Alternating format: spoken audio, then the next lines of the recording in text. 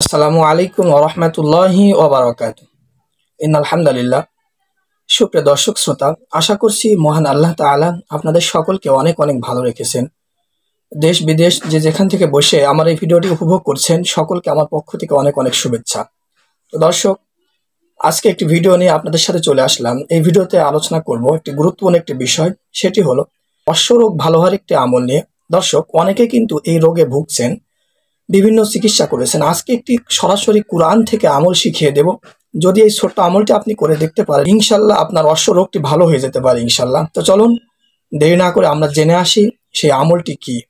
দর্শক, ছোট্ট একটি রিকোয়েস্ট থাকবে, যদি আপনি আমার এই ছোট্ট ইউটিউব চ্যানেলে নতুন হয়ে থাকেন, অবশ্যই ভিডিওতে একটি লাইক দেবেন এবং আমাদের এই চ্যানেলটা ইসলাম প্রচার করার সাথে সাবস্ক্রাইব করে পাশে থাকবেন। তো দর্শক, চলুন আমরা জেনে নিই। দর্শক, ছোট্ট একটি আমল কিন্তু আমি শিখিয়ে দেব অশ্বরোগ থেকে ভালো হওয়ার জন্য। কোরআন থেকে আমি শিখিয়ে দেব। কোরআনের 30 নম্বর পারা সূরা আলা। আপনারা সকলেই জানেন সূরা আলা। যাদের অশ্বরোগ রয়েছে তারা প্রতিদিন এই সূরা আলা 7 বার করে পড়বেন। প্রতিদিন সূরা আলা 7 বার করে পাঠ করবেন। পাঠ করার পরে একটি পাত্রে পানি নিয়ে ওই পাত্রে ফু দেবেন। তো দর্শক, যদি আপনি সূরা আলা তেলাওয়াত করতে না পারেন, তাহলে যে পড়তে পারে তার কাছ থেকে আপনি এই জিনিসটা পড়ে নেবেন। সূরা আলা তেলাওয়াত করে নিয়ে ফু দিয়ে নেবেন পানিতে। দেওয়ার পরে ওই পানিটি পান করে নেবেন। এভাবে এই আমলটি 1 সপ্তাহ জারি রাখবেন।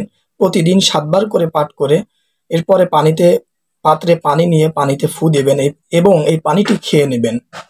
ইনশাল্লাহ 7 দিন করার পরে আল্লাহ চাইলে ভালো হয়ে যাবে ইনশাল্লাহ।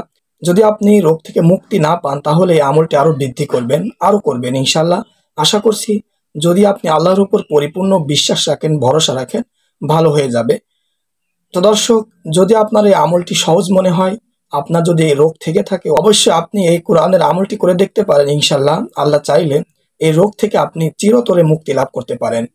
কোরআনের চিকিৎসা সর্বোত্তম চিকিৎসা। যদি আপনি মন থেকে করেন, বিশ্বাস নিয়ে করেন, ইনশাল্লাহ আল্লাহ চাইলে আপনি এই রোগ থেকে ভালো হয়ে যাবেন।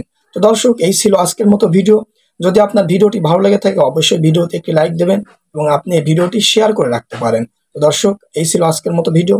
আজকে এখানে বিদায় নিচ্ছি। আপনার সাথে দেখা হচ্ছে আগামী ভিডিওতে। সেই সময় পর্যন্ত আপনি ভালো থাকবেন, সুস্থ থাকবেন, এই প্রত্যয়ে বিদায় নিচ্ছি। আসসালামু আলাইকুম ওয়া রাহমাতুল্লাহ।